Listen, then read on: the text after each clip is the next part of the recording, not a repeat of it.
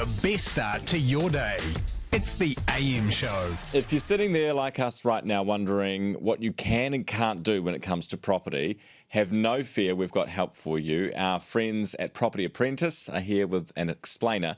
Joining us is the CFO, Debbie Roberts. Debbie, good morning. Morena to you. Good morning. Let's start with moving house. If you've already purchased or perhaps you're moving rentals, whatever it might be, can you move under level 3, 4? At level 4, you definitely can't unless it's a matter of health and safety, like domestic violence or something like that.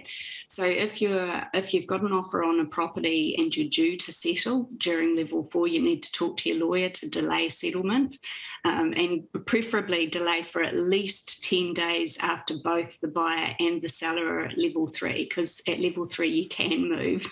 So at level 3, you're actually, my understanding is that you can also move between regions, which are at alert level 1 and 2, but only under certain circumstances. So like if you're moving permanently, for example, relocating to a different region, house movers are allowed to work in level 3, but they can't at level 4 because no one's supposed to move anyway. Settlement can only happen at level 4 though, if nobody needs to move. Okay, so for example, if you're purchasing a holiday home, or if the occupant in the house that you're purchasing is planning on staying on as a tenant, if the occupant was a homeowner and they're planning on staying on as a tenant, you as the landlord will need to make sure that the house meets healthy homes standards, because it'd be considered to be a new tenancy. So that's another layer of fun just to throw into the mix. I reckon. What about if you're purchasing a property and you've got to have due diligence done, you've got to have evaluation done, you've got to have a builder go through before you're going to a virtual auction? Is any of that stuff possible at level 4? At level 4, no.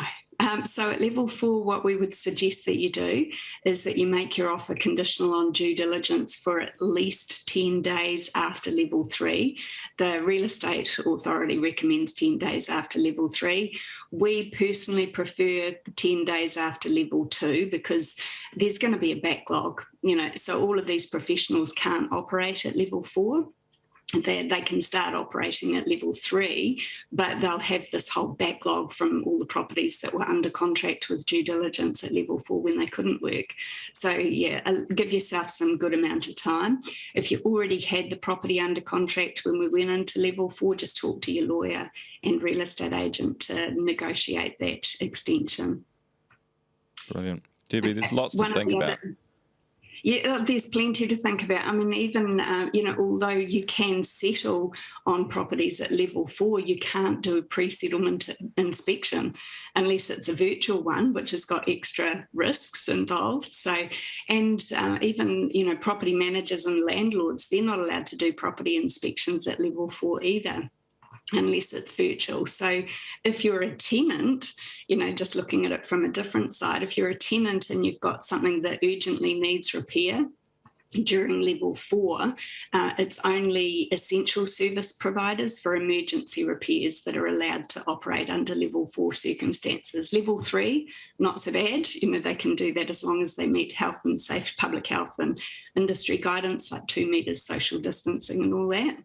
But your property manager or landlord can only organise for emergency repairs under level 4 conditions. All right, Debbie, thank you very much for all of that information. It's very good information too at 10 away from 9. That is Property Apprentice founder and CFO Debbie Roberts with us this morning.